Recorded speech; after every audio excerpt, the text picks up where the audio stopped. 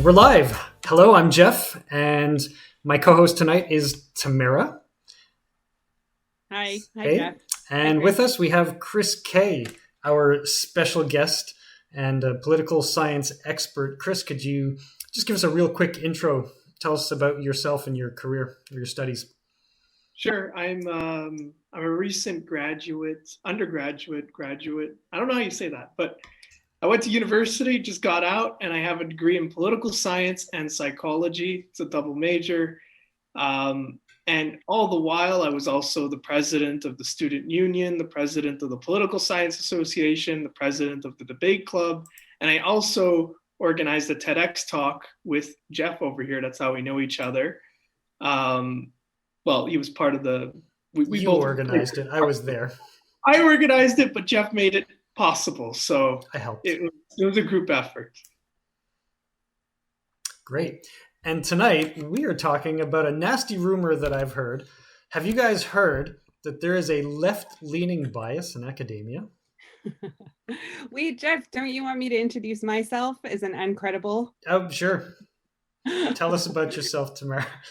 So, just to contextualize where I'm coming from, I don't have the academia background that you do, Chris. What I do have is a background in media, and what interests me about this is, just in general, I'm really interested in how narratives happen, how people sort of string together information, and whose agenda is are these narratives. So that's what interests me. I guess if we're doing introductions, I'll introduce myself as well. I don't have much of a background in anything myself. That's what makes me so uncredible. But I am very curious about this claim of a left-wing bias. I've heard it many times, and I've never taken the time to really investigate it. So I came across this study, and I thought it would be a really great opportunity to dig into it a little more. And I'm so happy that the two of you are here to help me with this endeavor. Before we look into the study, I'll tell you the title of the study: Academic Freedom in Crisis, Punishment, Political Discrimination, and Self-Censorship. And it's published by the Center for the Study of Partisanship and Ideology. Before we get started, I just want to, set the stage and do the basic critical thinking exercise of just going through what our own biases are and talking about what our main questions are and expectations of how this is going to go through. So I'll start with it. I have to admit that I'm a pretty heavily left-leaning person, even by Canadian standards, which are probably left of the United States.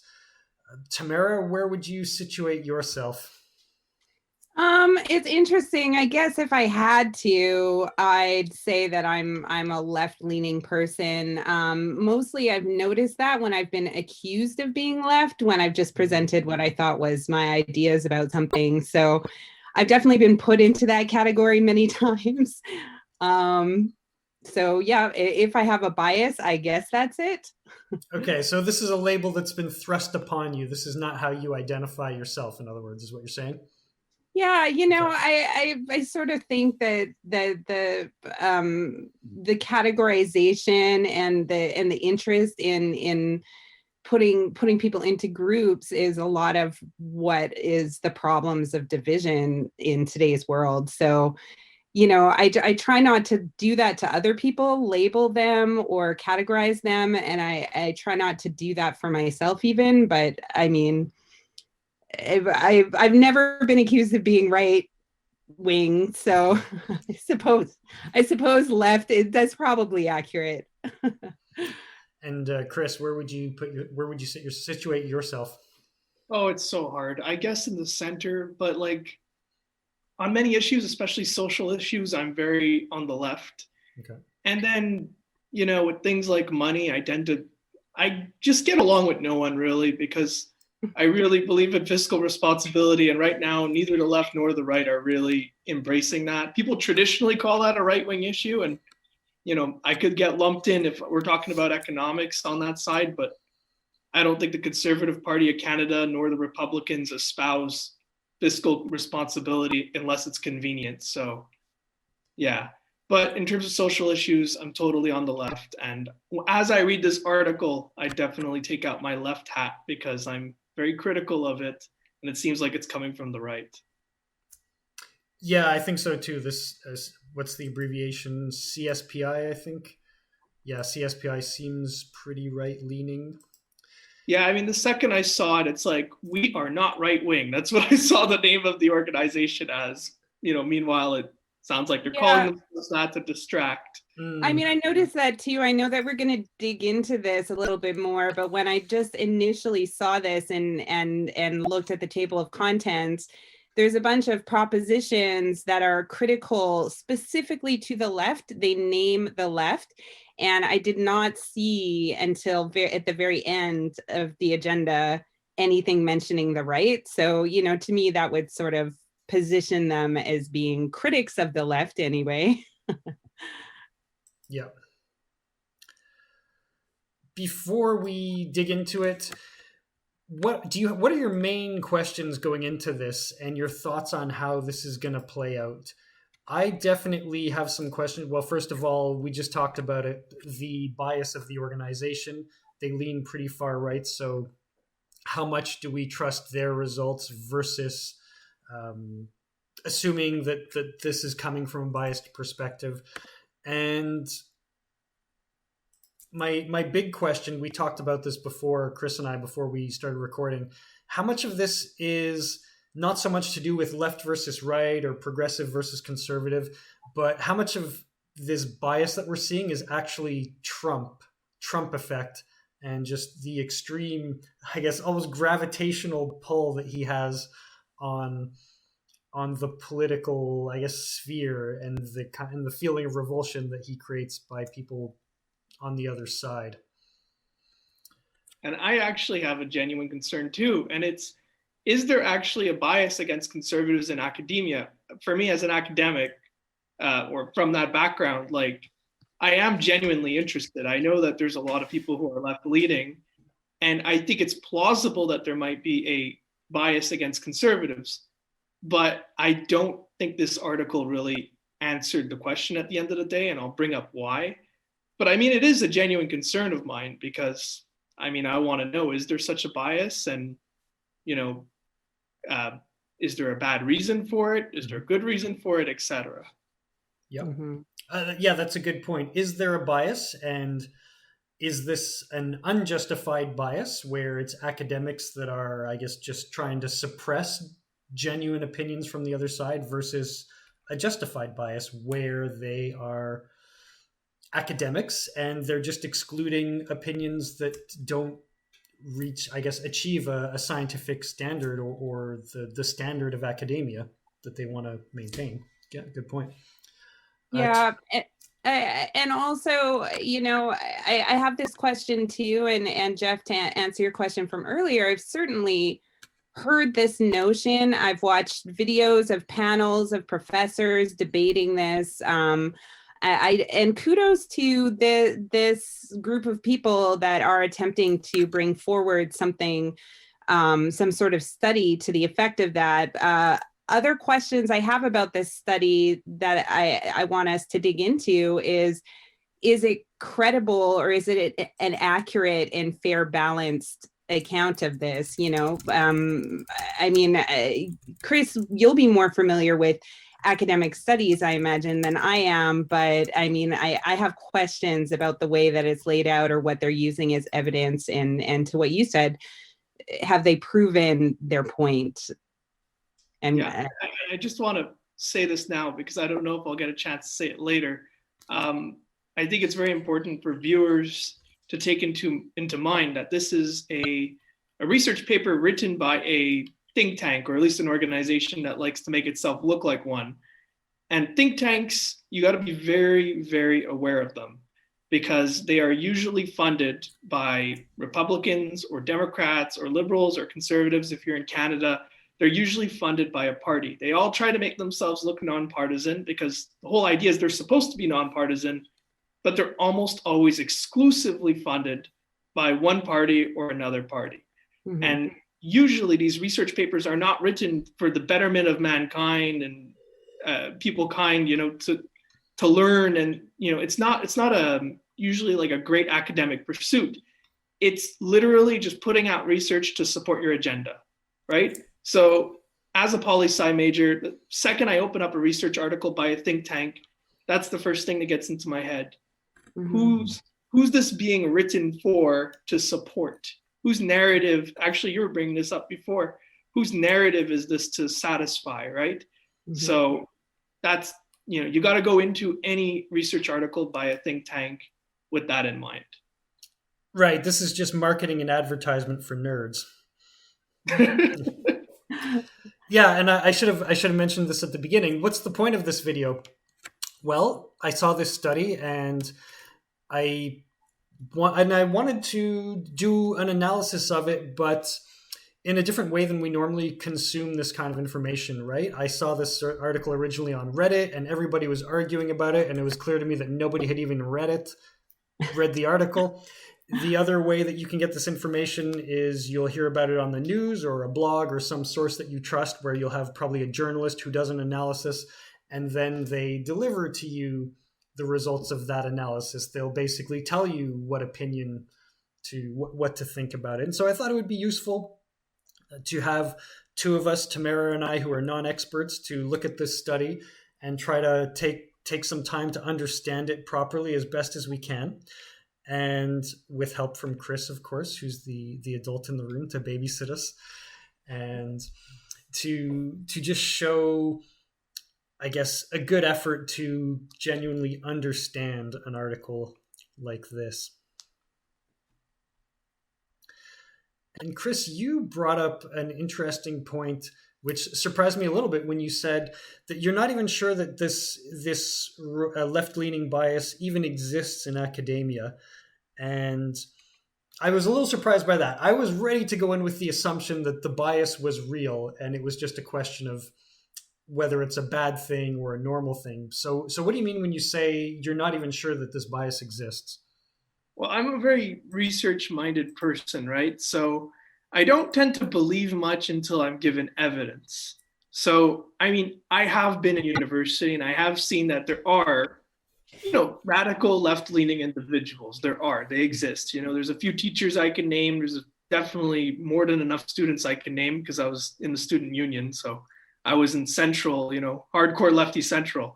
But regardless, those are just a few people. If you do the statistics and if you do them honestly, how much cancel culture is there? I think I saw an article at some point that said like it's hugely over-exaggerated and that right-wingers dominate discussion on the internet. Now, of course, I think that was done by a think tank that's associated with the left wing, with Democrat Party or something.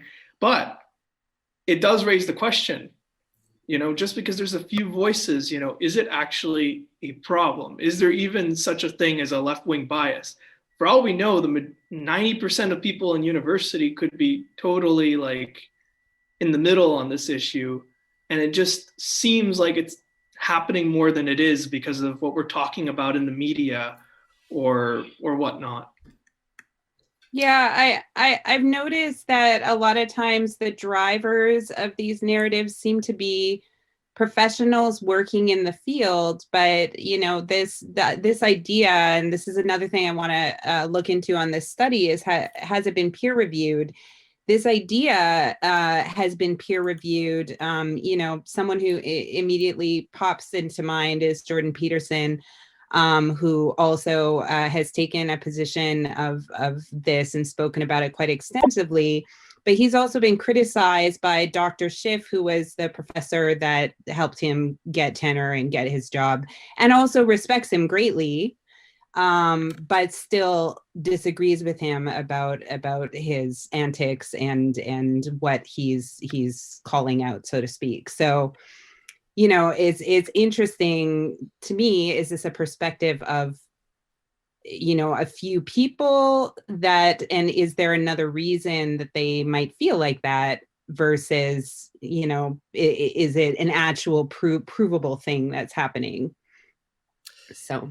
Yeah. Another thing to bring up maybe is we have to also distinguish between faculty and students, right? Because if you want to say, there's a cancel culture among students, like you were saying, Geoff, there, I'd probably say yes.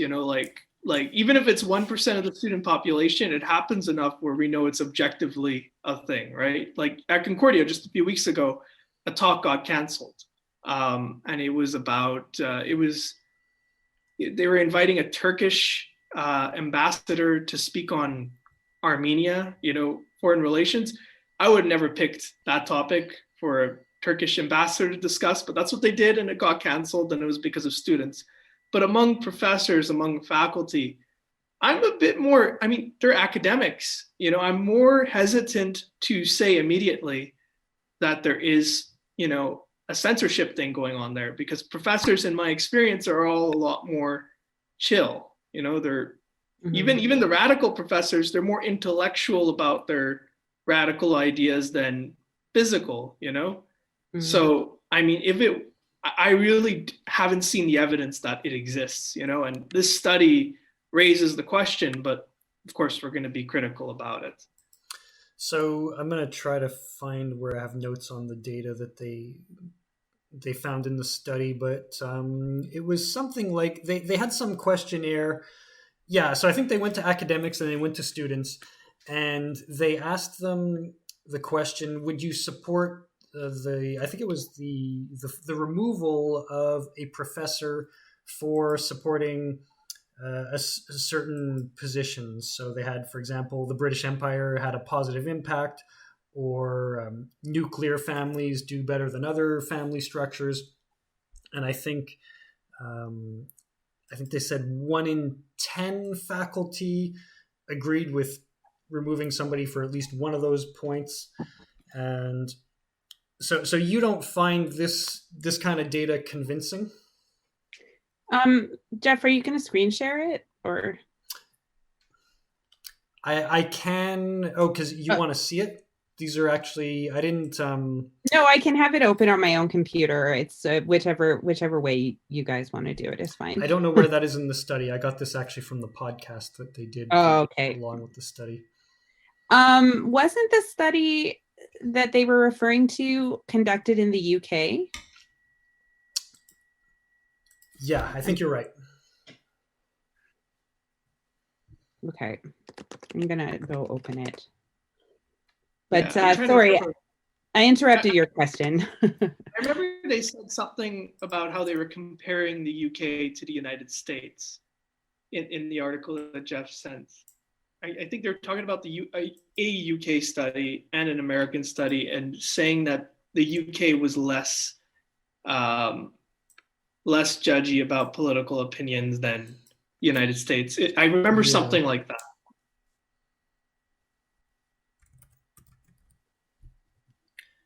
I think.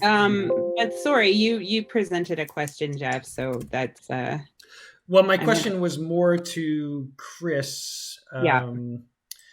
So you don't find this persuasive as evidence of a bias, or you're maybe still skeptical about something, or what? Well, when you're talking about 1 in 10, and it's only 10%. So, you could say, I could believe 10% would hold that view. What was more interesting to me was the Trump statistics that I saw in the article. Do you have those on hand by any chance? Could you read those out? I will see if I can find that for you. Well, you're finding it. And before we dig in, should I talk about just like what I found out about the think tank and who these people are? Sure. So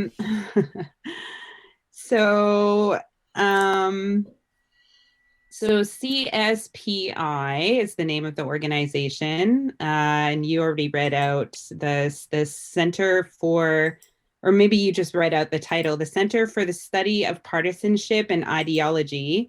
They say that they were formed in 2020, just last year, to research underexplored ideas in political psychology and the social sciences. So they have a board, and their president, I'm just going to jump to the About Us page.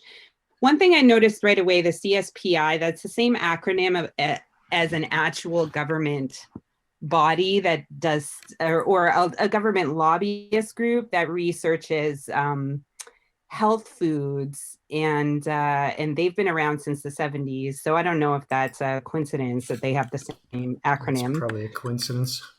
Yeah. So the president of this organization, Richard Hananiah, so he's listed as being a former research fellow at the Saltzman Institute of War and Peace Studies at Columbia. He's listed himself as being a journalist that's written for The Atlantic, The Wall Street Journal, The Washington Post. He has been published. His article in The Atlantic is about basketball, so that's kind of a non-legitimate credential. And the Washington Post, it seems like a lot of his, well, the Washington Post just in general, I think it tends to be a more right-leaning organization. Some of his article, there's an article in here that's defending Tucker Carlson. It's not about Tucker. The politicization of the military leads to endless war. There's a bunch of things about corruption, murder, pederasty. The Afghan government is not worth fighting for. Talking about fiscal conservatism. The media would rather talk about race than stop mass shootings or crime. This is an opinion article he did for Newsweek. He also works for Defense Priorities, which... So he sounds like a pretty conservative guy. Yeah. Yeah, I mean, I would say it's fair to say that his angle is pretty right-leaning. And then also on the board is Eric Kaufman. Yeah, I'm more interested in him. He's the actual author of this report. He is, yeah. So he's a Canadian professor at Birkbeck College, University of London. He's a political professor, I believe. And he's written a book which... Tell us the title. Yeah, just looking for the White Shift, White Shift, Populism, Immigration, and the Future of White Majorities. I found this article in the New Yorker where he's being interviewed. The article is entitled "The Political Scientist Defends White Identity Politics." So, you know, relatively controversial. I would say that this book, I mean, he's on Ezra Klein's show being interviewed. He's been written up a number of places. So I guess it is giving him some notoriety or attention. I'm not sure if that's translates to accolades. And then the rest of the people on this board are fellows and students. And I didn't really see any sort of credentials. Chris, I think that you described it well about describing it as a think tank, because it there doesn't seem to be anything beyond that kind of gives them the credentials in academia or in any other place. I mean, I don't really understand this world, but you know, I'm curious as to what makes this collaboration of ideas credible. And I don't know if this article was peer reviewed. I don't see any credentials aside from this website. I'm not even sure if this is an actual organization or if it's just a group of people that share ideas. So what do you guys think about that?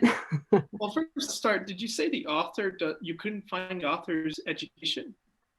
No. The author, Eric Kaufman, is he's a professor at the University of London. Okay. Sorry, go ahead. Yeah, you said the University of London. University of London, like London, Ontario. Oh, okay. Yeah. So, I think the credentials are there to write something academic. I mean, the president, I saw Columbia University, and Columbia University's got a pretty good rep in the academic world. University of London, I haven't heard much about it. But regardless, I'd say anybody of any educational level could write a good article. Will it be peer reviewed? Usually in the think tank world, it isn't. That's just practice, right? And then in the academic world, it is. There's a strong advantage of peer review, and it's that the standards are extremely stringent. So if you're usually writing something bad, it won't get into a journal because no journal wants to debase themselves like that. There's also a disadvantage to peer review, and the disadvantage is that who's reviewing your work? Usually people who aren't going to like opinions that don't agree with their opinions. And the current criticism of that is that it keeps a lot of similar thinking in the academic world. It's really hard to make a game-changing opinion piece, academic journal, and have it go, to have it spread. But regardless, those game-shifting works usually get out eventually. It's just slower. But think tanks, they're really their own thing. I mean, like, they're going to publish whatever they want, and you got to take everything they say with a grain of salt, and you got to do, you have to do a lot of critical looking at it. And when I looked at the article that they published, and like right off, like whatever I learned in my research methods class at Concordia, it helped me there because I saw something that was really weird, and it was this Trump statistic that I was talking to Geoff about earlier. I forget what it was. Geoff, do you have it by any chance? Yeah, they actually had a few, but the one you were talking about was basically asking professors about hiring other professors onto the staff. And they asked them the question, would you hire, or would you, okay, so it actually says discrimination against a Trump or Leave, in other words, Brexit supporter in hiring. So I guess asking about Trump in the US, asking about Brexit in the UK. And they give us two numbers, whether the person is open or concealed about their opinions. So in other words, the people who say, yes, they would discriminate and they would be open about it versus the people who say, yes, I would discriminate it, but I wouldn't say that that's what I'm doing. So, for example, the numbers in the US, open about it, 22%, concealed, 40%, Canada, 27%, open, concealed, 45%, UK, open, 10%, concealed, 32%. You can see it. It's on page 139 of the report. Excellent. So onto that statistic. I mean, what I saw in what I read, and I will be honest, I did not carefully read this page to page. I just did a quick prep of 20 minutes. But from what I saw, it seems that they're trying to take a lot of people don't like Trump supporters and translate that into a lot of people don't like conservatives. And all I got to say is there's a big, big difference between the two. Because I'm pretty sure if I went around asking teachers, would you not hire someone because they're fiscally conservative, I'm pretty sure a lot of people would not give a crap. It would not be the same numbers. And that's where you see that there's some manipulation in the data here. They wanted, at least the way it looks to me, is they wanted to get a certain outcome. And to get to that outcome, they used data points that would get them to that outcome. And they realized, okay, if we ask about Trump, that's currently the most extreme form of right wing that we see on a daily basis, that will take the most people off. Let's use that. Same thing in the UK, Brexit, right? But I'm sure if you ask in the UK, I don't know, do you support this conservative candidate in the 1990s? Sorry, not that. Would you hire a professor who supported this conservative candidate in the 1990s? For sure, a lot of people wouldn't care, right? And you're not getting the full picture. That's what I see. They're trying to skew the data to create this illusion that professors are all conservative haters, and some of them are open about it, and even more of them are private about it. And it's to create a narrative, and it's the narrative that conservatives want right now because for whatever reason it's helping them succeed. Yeah, they're asking a polarizing question to get an extreme response. And just to back up what you're saying, there's a graph on page 10 which shows the historical trend of divisive incidents, and there's a huge spike Guess what year? 2016. Yeah. Yeah. Sorry, Yeah, Tamara. What were you gonna say? and this is kind of like, initially on skimming this, one of my major questions, or just sort of, red flags about it, was that when I flipped to any of the charts or graphs, what I see is a data collection, but it's based on people's perception of incidents that are happening. And so I wonder if that is even something that can be quantified into a measurable numbers data type of thing. Like, inherently, it seems to me that we're dealing in opinions and emotional responses, and I've never seen like a sociology study. So, but just some of these sort of cultural trending types of things, can that be quantified and reduced down into data without there being a skew or bias? Interestingly, I'm also a psychology major, right? So I've read probably more psychology academic journals than political science, just because they're shorter and more interesting usually, I find. But in psychology, we do that. We do take subjective experiences and quantify them. For example, like there's a lot of studies I read where they're watching children on the playground and they're trying to count how many altercations happen, right? And how do you quantify an altercation? Is touching someone's eye an altercation? Is someone punching someone an altercation? Is someone, doing something like a light push? Like right there, you got to have subjective interpretations. Usually they get like 2 or 3 people to do it. That way there could be like consensus and they define the terms. Another thing that you see in psychology is self-reporting subjective experiences, right? They'll give people a questionnaire and go, did you feel harassed, right? But once again, you've brought up a big issue with it. In psychology, we're very careful to state in our conclusion sections that it is subjective and it is prone to error.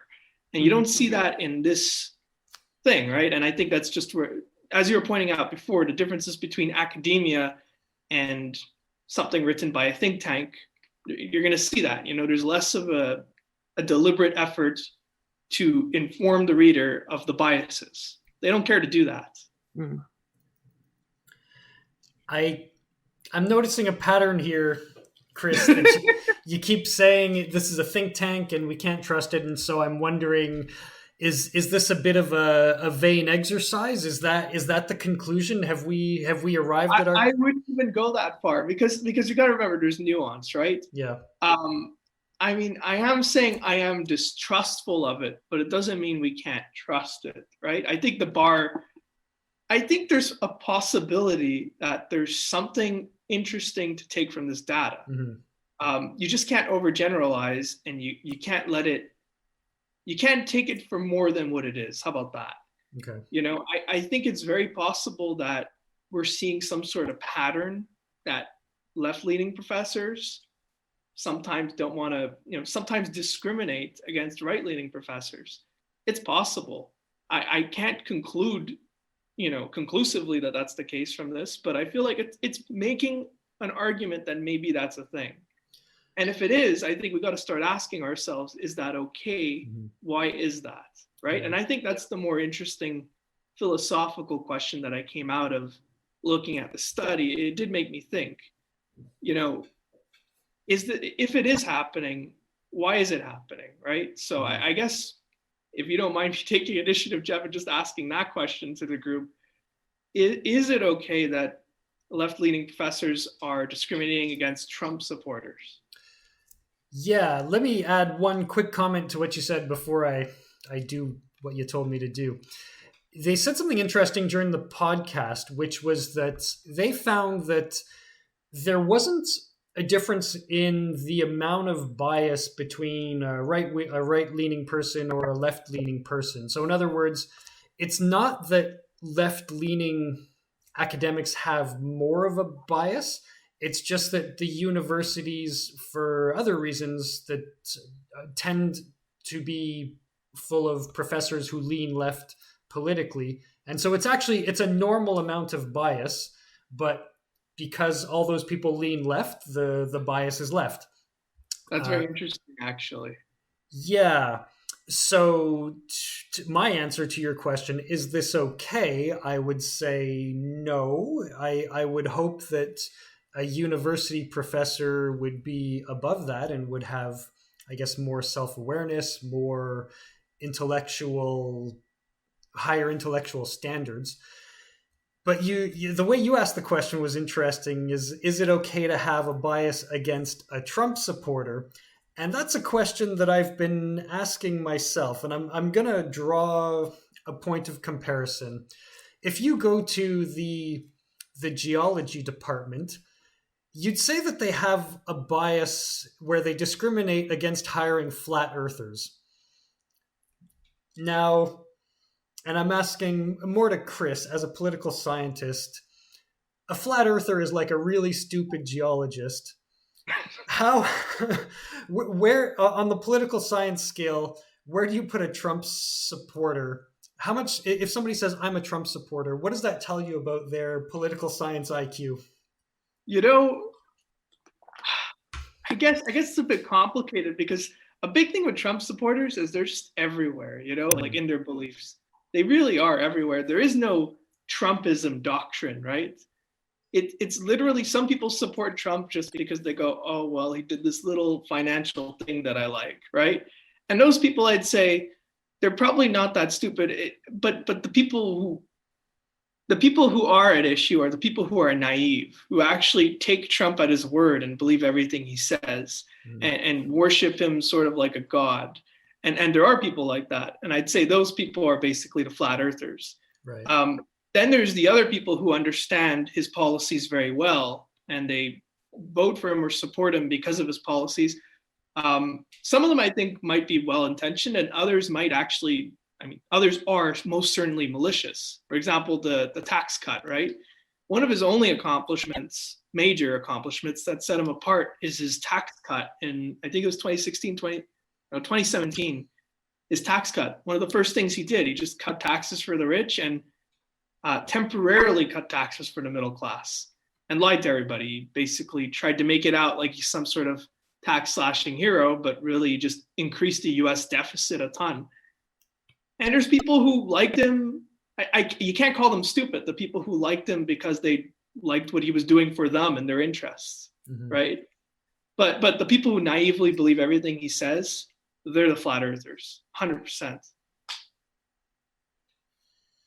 And another question is, if a teacher is a flat earther for whatever reason, sure, you could agree that they're really bad geologists, but I don't know, let's say you find out your other teacher in your faculty is a flat earther. What do you do? Did you try to get them fired? You know what, Chris, I'm glad you said that, because I was actually just pondering the same question in my mind. When we discuss this, as we dig into it, I'm thinking about what you said about how the studies or the paper are trying to elicit a certain response, and the bias is framing it in a certain way. And I guess what I'm saying is, is there a left bias is one question, and is there an authoritarian left bias, which that's a buzzword that surrounds this? That's a different question. And, I think about another study that I just learned about that was on the same topic, and they had positioned the questions to be like, do you think that Aboriginal headdresses should be banned at concerts? And what they were discussing about this is, you might believe that that's an offensive thing to do. You might listen to an Aboriginal person about how they feel about the appropriation of that and not think it's great, which is a totally different thing than you're trying to make it illegal, that you're trying to ban something, And so woven into this topic, I often find this sort of hysteria, I guess, for lack of a better word, of the intention that this, it's one thing to say there's leftist bias. It's another thing to think that there's a leftist Illuminati organization trying to thought control everybody, which sometimes this notion, this fear that this is happening, I find dabbles into that. What do you guys think? I agree. Tinfoil hats, and all. Yeah, Geoff, you go. Yeah, this kind of, I was very sympathetic to, I think you both talked about this before, about how we hear all these anecdotes about cancel culture and all of these things. And my question is always, like, what's the data? How big of a problem is this really? And I wonder the same about, like you talk about people suffering consequences for cultural appropriation, or sort of minor or accidental acts of racism, like that professor recently who I think used the N-word, not speaking about somebody, but actually just teaching a course in literature, I think, where the word was in the text, and who was disciplined for that. And so how often does this happen, that you have punishments that we would consider unjustified, and how severe are these punishments? What really is, how much of a threat is cancel culture? I mean, what I think about it is, I think we are overreacting all the time. Like with all these incidents, like every time it happens, it becomes a huge news story and everybody's screaming about it. Some people on the left are screaming about it one way, people on the right are screaming about it the other way. And, it just, like, it is an overreaction, but at the same time, with free speech, and I mostly take from Chomsky on this opinion, you do have to be on guard, right? Because I think that's the tough thing, you can't, I do believe that people should suffer the consequences for their action. But on the other hand, you do have to draw a line somewhere. I just don't know where it is, Mm-hmm. I don't know where it is. I'm so divided on the topic of cancel culture. I don't know where to draw the line, but I do know that you got to stay on guard for it. You have to pay attention. You have to make sure that we don't accidentally give away our free speech rights at some point, and we don't live in a place that's authoritarian. But at the same time, how close are we to that? Probably a lot farther than we think. Like, think about it. We're in the internet age. We have never been in a less censored world. In the Middle Ages, you wanted to get your word out, you might just say it and get hanged right away. Here, you can post it on the internet, and the worst thing that can happen mostly is it gets taken down. You can post it again somewhere else. You can make your own website. Nobody's canceling websites yet. So I mean, Trump, he's going to cry cancel culture, but he's going to create his own freaking platform in a month or two or something. You think? So, I mean, we're probably a lot more further from it than we think, and it's probably fine. But at the same time, you have to have a little bit of caution, I think, just because we got to make sure we preserve free speech, And free speech doesn't mean unlimited speech. There's exceptions. Even the First Amendment of the United States has exceptions. You can't yell fire in a crowded building because people might start, tripping over each other and dying, try to get out. You can't defame. You can't do libel. You can't, publish outright lies. There's exceptions, but still, we do have to preserve free speech, I think. Hope that made sense. Yeah, no, I agree with you. I think, absolutely. I mean, of course, free speech and freedom of thought, like, we're not trying to slip into fascism or authoritarianism. It's just interesting to me that like, quite often this criticism of people that seem to be doing things to try and open up progressiveness and ensure equal rights, that gets skewed into, like, the criticism of this is this notion of authoritarian left. And to me, that's a little bit of an oxymoron. And it's not to say, I just don't really quite understand what people are pointing at when they're saying that, because I never see these initiatives as being a way to censor or quash out the opposing opinion. They seem to have a goal of inclusivity. Maybe sometimes they're misled, but they don't seem to have this, like, oppressive authoritarian state factor that people seem to subscribe to it. So I don't understand that, really. Fair enough. I mean, really, I think people are just really afraid of change right now, and authoritarian left has become the catch-all term, you know?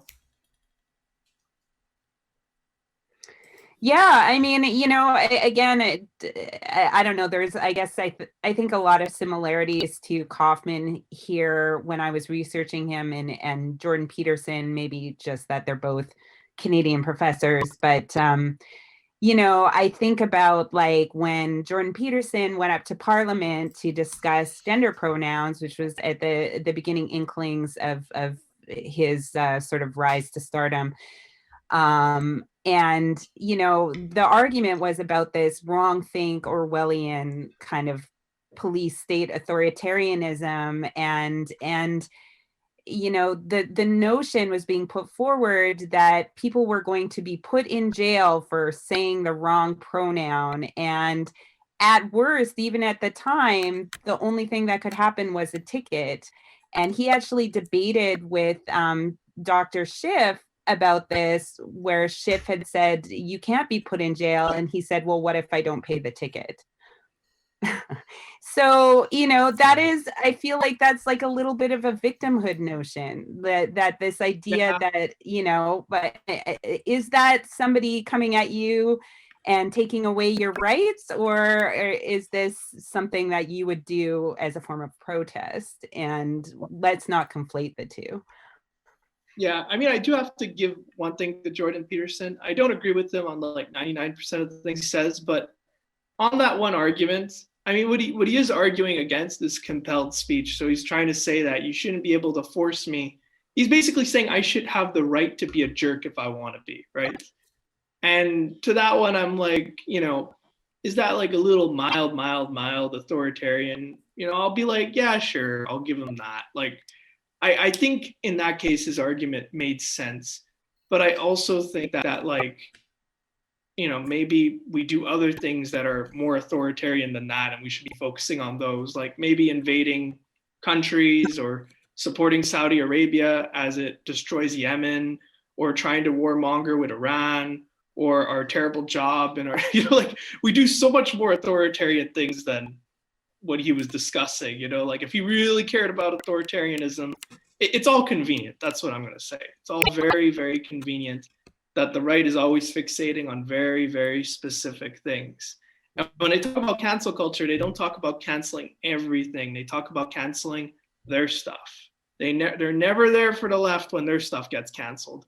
Antifa accounts get banned on Twitter, which they did. There was no conservative speaking up for that. Not a single one, at least that I saw. Right? So it is all very convenient.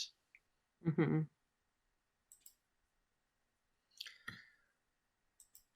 What do you think, Geoff? I am conflicted about whether I follow up on this Jordan Peterson question or if we just move on. that would be. I'm thinking about future subjects to talk about. I'm making comparisons, but it is off topic. So it was fine. The topic of the study, but I do feel like we are getting to the end of our discussion about this study. I do now wish that I had taken a lot more time to read through it and be more familiar with the data that they have. But I think for me, my takeaway from this, I'm very much in agreement with you, Chris. This is produced by a think tank. They have an agenda, and certainly, especially like you talked about, the any questions about Trump are going to be really polarizing and are going to get more extreme data than if you were talking about conservatism in general.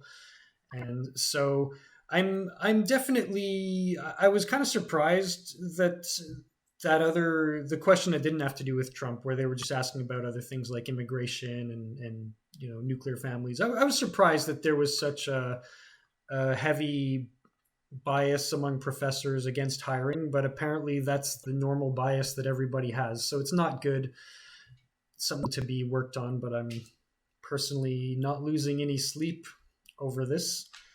Tamara, what are your What are your impressions after we've been through all this? Or are there any loose ends that you feel like we haven't looked at?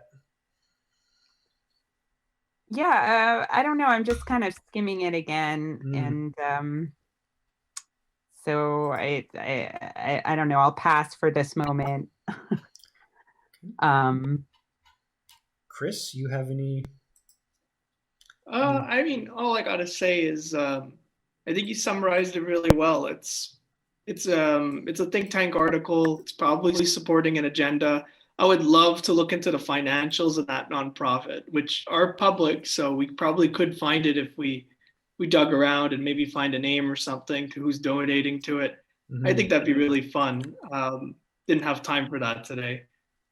And I mean, overall, I mean, there seems to be a bias in academia, but to what extent, is it authoritarian bias like Tamara brought up? We don't really know because this study doesn't really answer the question conclusively. But it was still fun. It was a fun thought exercise to look through it, and really appreciate you having me on here, Geoff, to look at it with you too. Oh, I appreciate you coming. I appreciate both you, actually. Since the first time we do a video of this format, I'm very grateful that you both volunteered to do this with me. How could I not? I had another. Yeah. Yep, Tamara. Oh, I guess I was just gonna summarize. I don't know. I'm skimming through this again, and like I guess we sort of summarized about the use of the data, and Chris, thank you. You were super helpful in explaining some of that stuff. I'm highly skeptical of the way the data is in here, and I can't really put my finger on why, because I'm not an expert in this field, but this first bar graph, UK university related free speech incidents in the media by year, I don't know. It seems so. There's a lot of bars and percentages, and it seems very scientifically heavy. And Chris, thanks for explaining. I mean, I suppose that you can quantify that in terms of data, but yeah, the bias is missing, and then also the way that the information is being held up against itself. It seems, I mean, to use a cliche, it seems like there's a lot of apples and oranges being discussed here. Share of American academics unsure about sitting next to a Trump supporter, 57%. What is the meaning of this? You know what I mean? So I don't know. Yeah. Yeah, I think you're touching on another thing that kind of surprised me about this study when I first looked at it and saw, holy cow, this thing is 250 pages long. It must be filled with amazing data. And it seems like it's a lot of how can we ask the same question in a different way, right? How many different ways can we ask people if they hate Trump supporters? Yeah.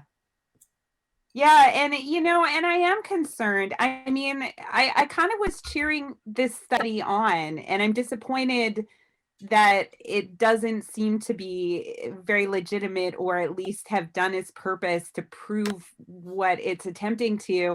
And that's too bad, because even being a lefty, so to speak, I have friends not in academia, in the media world, who work for more leftist leaning media entities that feel like this. They feel like they have to keep themselves under wraps because they don't agree, and they feel that there's a social pressure around them that's dictating, and I mean, anecdotally, it does seem like it could potentially be a problem. And so I wish that there could be a balanced review or study or delve into this, but I don't know if this one did it. That's true, because we have a lot of common friends who are quite conservative, and they're always talking about this cancel culture and the bias and the culture wars. And I saw this study and I thought, finally, I'm going to understand what they're talking about. And it was a major disappointment. I'm still wholly unpersuaded. Yeah, I think what would have been more interesting questions would be like, I was talking to Geoff about this at the very beginning, so good place to go now. Um, I would like to see the percentage of professors who wouldn't sit next to a John McCain supporter, because he's a Republican. Most Democrats don't give a crap about him. They don't mind. In fact, a lot of them like him now, right? Mhm. So that would probably give more layers and dimensionality to this bias than just asking Trump, which is at this moment the worst of the worst in terms of the right wing. And people also have some very emotional reasons for not liking him. It isn't just policy. It's the image of the migrants in cages. It's the images of him, calling Mexicans rapists. It's a very personal, emotional thing. It's not policy. Um, so, put a boring Republican in, and I bet the results will be very different. And I think if they were asking about, like, I don't know, Ronald Reagan, this person, that person, we'd probably get a way more interesting three-dimensional perspective of what left-leaning professors accept and what they don't accept, because we might just find out what they don't tolerate is being mean to Mexicans, right? Which would be, a lot more understandable. Like, maybe actually, here's another interesting question. Would you sit next to a Trump supporter who also tells you they don't mind Mexicans and they don't like Trump's perspective on that, or like they only like Trump for fiscal reasons? Would you sit next to that conservative? I bet a lot more would say, okay, yeah, that one I would sit next to, but the other one I wouldn't. Right? So it's, to understand the specifics would be very nice. And this study, as both of you've been saying, and as I've been saying, doesn't go there. Mm-hmm. Nope. Not at all. So should we end it here? Yeah, I think we're good here. So I guess real quick, another little critical thinking exercise. Just have you updated your thinking on this based on this study, and in what way? I would say that I have. I'm still surprised about that part about the hiring bias. So definitely there is a real bias, but I'm not alarmed by it just yet. Tamara? I don't feel like I've updated my thinking about it. I definitely learned some things from you guys, not from the study, I would say. but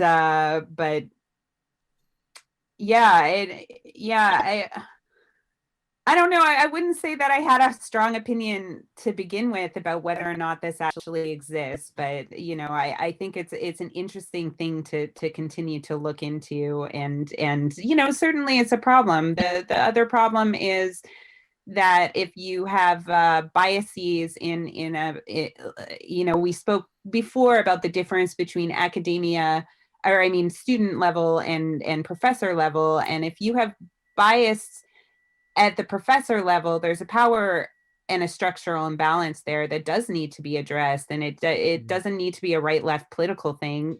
This is what we expect our teachers and professors to be able to work beyond, is those types of things. So if that is occurring, that's definitely a problem, and I guess that makes me a leftist to want to go beyond the bias and make things more equitable. So maybe where I've come to is that I'm more left than I thought.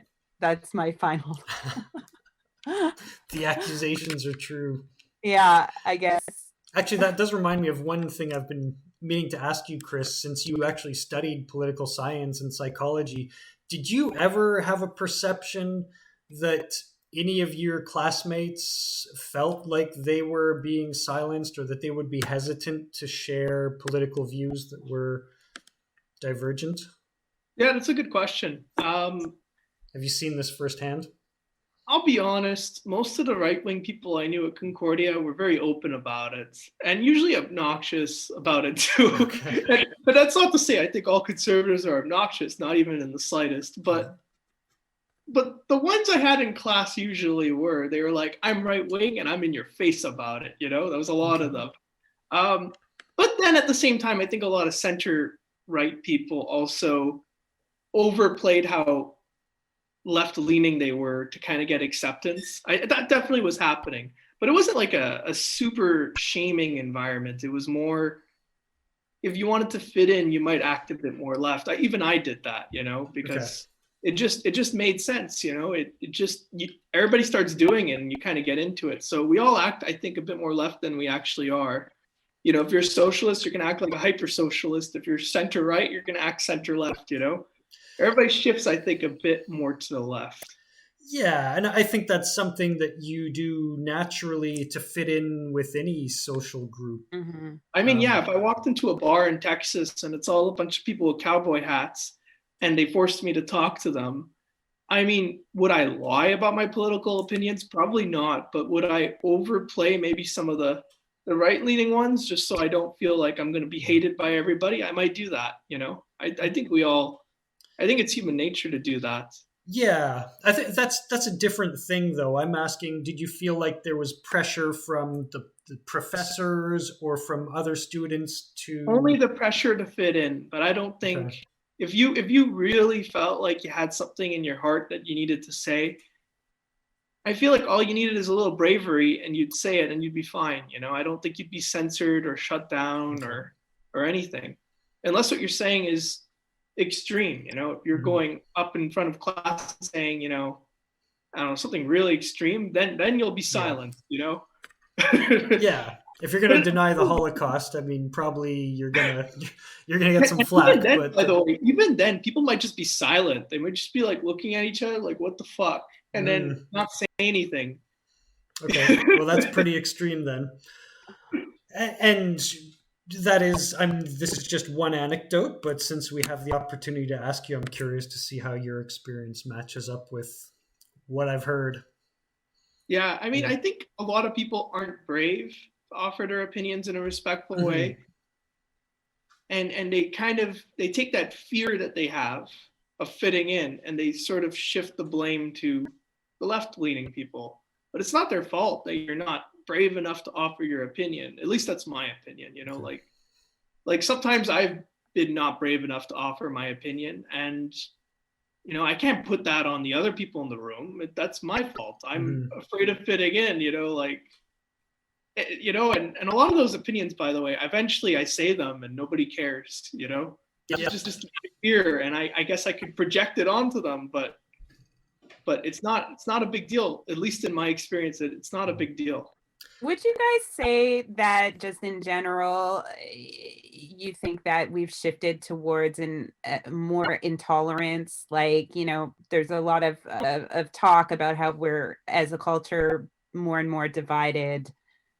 And I wonder if there's just generally a trend, no matter where you are on whatever spectrum, to that people are less open to opinions beyond their bubble and whatnot. I would say since the 1990s, yes. I really believe that the 1990s and 2000s were a very good time to be able to share your opinion. People were really, really open and receptive of different opinions. I don't know what it was. Maybe it was just a series of very boring politicians who created that atmosphere. Like you had Bill Clinton, George Bush, Obama. Very boring in general, and like, I think things got less polarized, but compare it now to like the times of the Salem witch trials in the United States. I mean, I don't think those people were tolerant, they were like, oh, she's a woman and she's a bit weird, let's burn her, we've come from that, so is it worse than those times, where if you did anything weird, you're a Satan worshiper or whatever? I mean, we're probably living in some pretty good times, and we're just comparing now to the 1990s and 2000s, and we're, that little difference is freaking us out. Yeah. And I think it's Trump's fault. You said it's Trump's fault? I think it's all his fault. Everything is. Yeah, he interrupted the boring political order that we had. Bill Clinton started the new era of, Ronald Reagan and Bill Clinton together started the new era of American politics, which was very boring. It was very, we looked at our politicians the way Europeans look at their politicians. You go to a big school, you get your big degree, and then you go to not Ronald Reagan, but Bill Clinton, you get your big degree and then you go there and you're the expert and you know what's going on and you're surrounded by experts. It's a very expert type of government, the illusion of that. Maybe George Bush didn't put that image out, but they all kind of had that, especially Obama too. Mm-hmm. And then Trump just took an axe and exploded the system and said, no, now we're crazy town. And then the other side was like, you're crazy town? Well, fuck you. We're going to burn you with fire. And then we get the polarization that we have now. I think it's all a product of Donald Trump. I was definitely feeling it before Trump on other issues, just because I have a whole list of issues where I have to fight with people about alternative medicine and just any kind of supernatural claims and things like that. So I don't know. It's definitely worse now, I find. But it's such a complicated question because the internet has had such an impact where you can get more, I guess, polarized in your own bubble, and you're also more exposed to opposing viewpoints, so you have more opportunities to argue. I also wonder just about the progression of social issues and how that affects our perception of polarization, getting into things like trans rights, which is now very polarizing, Black Lives Matter. We're kind of like, I wonder if it's like a low-hanging fruit thing where the sort of the low-hanging fruit of social problems have been picked, and now we're getting into the thornier and more complex issues, and that's why people argue more and it's easier to politicize them. So my perception is yes, but I think it's such a complex question that you've asked. That's fair. You put that really well, Geoff. A lot of different elements. The internet's speeding everything up, and you said it all, Yeah, I mean, anecdotally, like I think, I was living in the States when Trump got into office, and I think I'm more towards that he has exposed things that already existed more so than like probably inflamed and emboldened them, but like I feel like he also just uncovered some things, and that moment really uncovered the bubble element that you were just talking about, Geoff. Like that was, just the shock of what? That wasn't what we thought was going to happen. Wait, what is? I'm over in Blue, New York, and like, like how much of a bubble is that? So I mean, yeah, it's there's a lot of and I feel like there's also just kind of a natural. I mean, you saw this in social rights movements like in the 60s, that when progress, I guess, for lack of a better word, when progress happens, there's pushback. So that, that seems to have breathed air into divides, a pushback that's happening about a lot of things. So that's an interesting point. Trump didn't invent anything new. He just kind of churned the waters and brought up all this stuff that was hidden under the surface. I feel like we're meandering off our topic a little bit, and I think we've done our analysis of this research paper. I think we can wrap it up here. I'm gonna close up with the show. Thank you. I'm Geoff, and my co-host was Tamara, and our guest star was Chris Kalafatidis. Thank you so much for being here tonight, volunteering to try out this new show format and doing it for the first time. And also a big thank you to Matthias and the Pads, who provided our theme music. The song is called Free, and you can check out his SoundCloud with the link, which is in the description below. And thank you so much for tuning in. Thank you for having me.